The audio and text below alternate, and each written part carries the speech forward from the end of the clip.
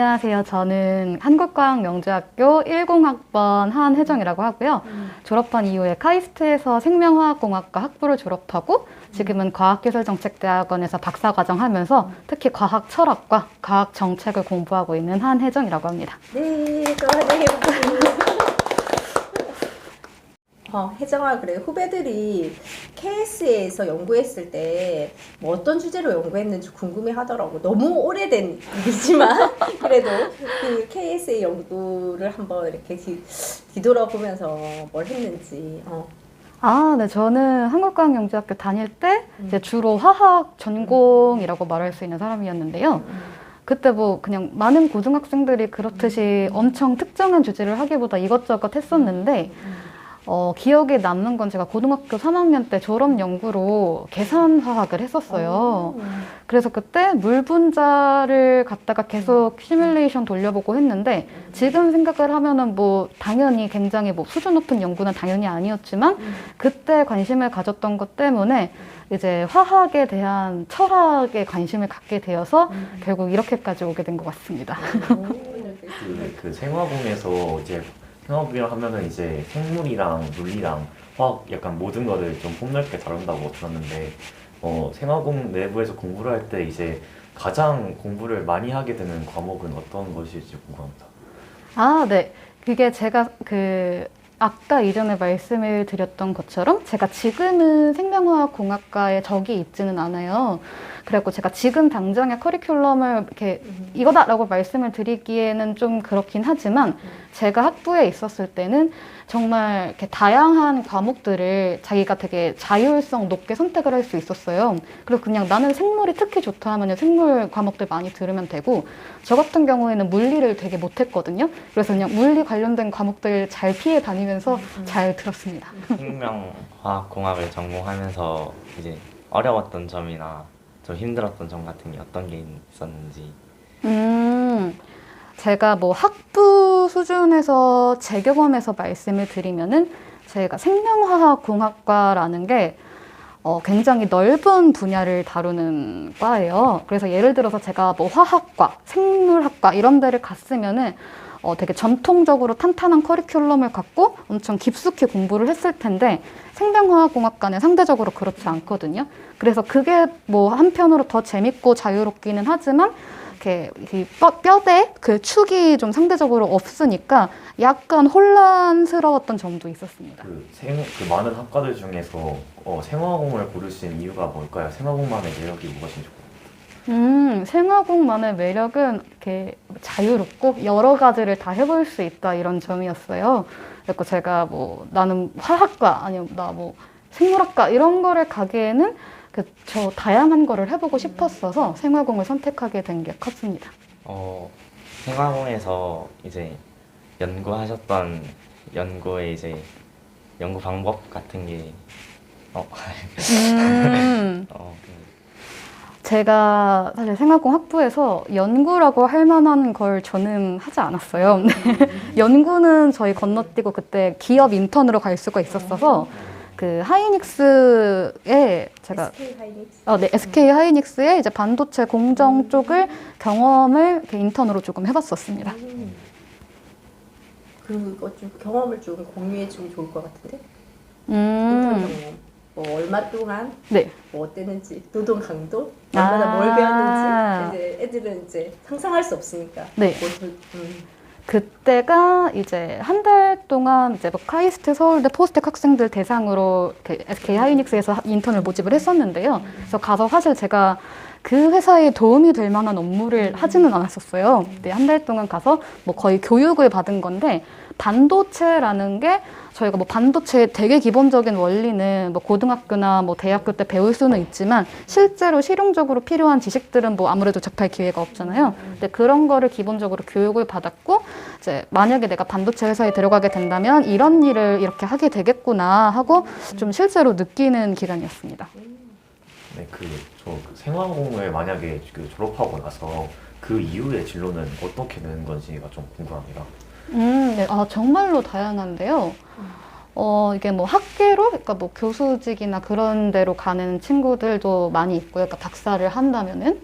아니면 이제 학부나 아니면 석사까지 나온 친구들은 기업으로도 굉장히 많이 갑니다. 그러니까 예를 들어서 기업에 뭐 사실 열심히 하면은 저희는 뭐 어디든 취직을 열심히 잘 할 수 있겠지만 생명화학공학과가 특히 뭐 기업 취직을 하는데 큰 어려움이 없는 과라고 생각을 해요. 그 기술정책대학원 자체가 좀 익숙하지 않으니까 거기서 뭘 배우는지 커리큘럼을 좀 궁금하게 생각하거든요. 아, 네. 저희 과학기술정책대학원은 이제 생긴 지 한 10년이 조금 넘은 신생학과인데요. 그래서 저희가 과학자로서 아니면 공학자로서는 이 과학 지식의 발전 아니면 뭐 공학 기술의 발전을 하기 위해서 굉장히 이제 세부적인 지식들을 쌓고 연구를 하잖아요. 근데 과학기술정책대학원에서는 그 너머나 아니면 이제 그 뒤편에서 이제 과학을 하는 사람들은 뭘 하고 있을까? 아니면 이 사람들이 더 연구를 잘하게 하려면 혹은 이 과학 기술이 더 사회에 도움이 되게 하려면 무엇을 고민해야 할까? 이런 연구를 하는 학과고요. 그래서 굉장히 융합학과라서 뭐 과학 철학 하시는 분들도 있고 아니면 뭐 역사학, 뭐 경제학 되게 많은 분들이 계시는데 그중에서 저는 특히 과학 철학을 하고 있습니다. 잘 맞을 것 같아. 과학 철학을 이제 하고 계신다고 들었는데 지금 이제 최근에 하고 계신 일이 특히 뭔지 좀 궁금합니다. 제가 지금 하고 있는 일은 되게 크게 두 분류 정도로 나눌 수가 있을 것 같아요. 하나는 제가 지금 특히 보고 있는 토픽이 이제 화학 철학, 그 중에서도 이제 컴퓨터를 이용한 뭐 화학 시뮬레이션 이런 건데, 이제 화학 시뮬레이션에서 나오는 결과가 이제 우리가 실제로 이 물리 세계에서 실제로 실험하는 결과랑 그 동등한 지위를 갖는 게 아니잖아요. 그럼 이제 시뮬레이션 결과와 이 실험 결과를 어떻게 우리가 어떤 선상에서 얘네들의 가치를 판단해야 될까 이런 연구를 하고 있고, 또 동시에 제가 특히 관심을 갖고 있는 필드가 지금 신약 개발이에요. 드러그 디자인. 근데 이거 드러그 디자인을 할 때 굉장히 많은 자원들을 투자를 해야 되는데, 근데 이게 사실 자원 투자라는 게 이게 지식이 많이 쌓였고 실험이 많이 돼 있으면은, 이게 여기다 해야겠다라고 결정을 할 수 있지만, 아니면은 이게 그 초기 단계에서는 실험 결과가 별로 없으니까 어디가 더 전망이 좋은 건지 알기가 힘들잖아요. 근데 누군가는 그 전망을 판단을 해야 되는데 그 전망 판단을 어떻게 할 수 있을까? 그런 걸 연구를 하고 있습니다. 그 한과영 시절 때 그 실험을 하실 때 가장 어려웠던 부분이 무엇인지 궁금합니다. 아, 실험을 할 때요? 네. 저는 그러니까 제가 그러니까 과학기술정책대학원을 선택한 이유 중에 하나도 그냥 실험 자체가 힘들더라고요, 몸이. 그냥 몸이 힘들었어요.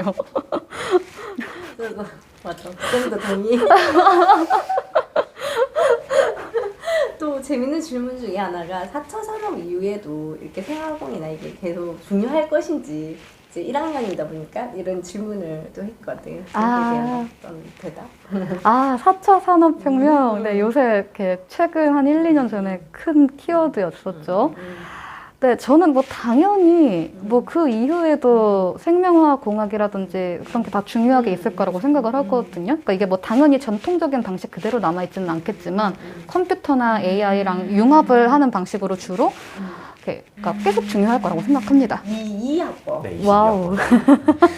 1학번이잖아. 그러면 이 어린 후배들한테 사실 내 학교 생활은 어땠고 또 어떤 의미였고 사실 좀 차이가 나서 좀 다를 수도 있겠지만 네. 여전히 한국과학영재학교에 선생님들도 비슷해. 아직까지는 네. 다 비슷하고 이러니까 뭔가 얘기해줄 거리가 있을 것 같아. 뭔가 당부하고 싶은 말들 어떤 것이든 상관없어. 제가 뭐 아직 젊지만 제 인생을 되돌아보면 저는 이제 한국과학영재학교 이전이랑 이후로 나눌 수 있다고 생각을 해요. 그래서 아마 여러분들도 지금 다 느끼겠지만 한국과학영재학교가 사실 17이면은 뭐 되게 어린 나이인데 그 선생님들도 굉장히 훌륭하시고 그 인프라도 굉장히 좋고 좀 보장해 주는 것도 상대적으로 되게 많잖아요. 그래서 저는 되게 과한 기회를 누렸다고 생각을 하고 또 이제 그래서 다른 17살 학생들, 그러니까 고등학생 학생들이 쉽사리 누려보지 못했던 자유를 누리면서 되게 경험을 많이 할 수 있다고 생각을 해요. 그래서 제가 뭐 이 과학기술정책대학원에 가게 될 줄도 몰랐고 또 뭐 여기서 그때 만났던 친구가 이제 미래에 큰 인연이 되고 막 이런 거를 몰랐는데 그때 차근차근 했었던 다양한 경험들이 지금 몇 년 지났지? 뭐 한 10년 후에 미래에 뭔가 부메랑처럼, 그러니까 좋은 부메랑처럼 슝슝 오더라고요. 그래서 지금 현재를 소중히 여기며 하라고 말씀드리고 싶고, 또 제가 과학기술정책대학원을 선택을 한 게 사실 저는 한국과학영재학교를 나오지 않았다면은 선택을 안 했을 것 같은 게, 왜냐하면 제가 저희 학교에서 이제 과학도 굉장히 잘 배웠지만 또 저희가 동시에 이 당장의 성적에 크게 연연하지 않아도 되는 환경이었고, 또 과학뿐만이 아니라 뭐 철학, 인문, 사회 이것도 굉장히 다양한 방식으로 잘 배울 수 있잖아요. 그래서 그때 이제 철학적인 관점과 또 과학에 대한 깊은 지식을 동시에 접했기 때문에 좀 이제 과학의 주변부, 또 이제 거시적인 관점으로 과학을 바라보려는 욕구가 생겼던 것 같아요. 그래서 이 대학원을 선택을 하게 되었고, 그래서 여러분도 좀 오픈 마인드로 하면은 나중에 다 좋은 일이 있지 않을까 생각합니다. 네. 그 얘기를 여러분, 한국과학영재학교에서 다니신 것을 격려하고 축하하고요. 화이팅입니다. 화이팅!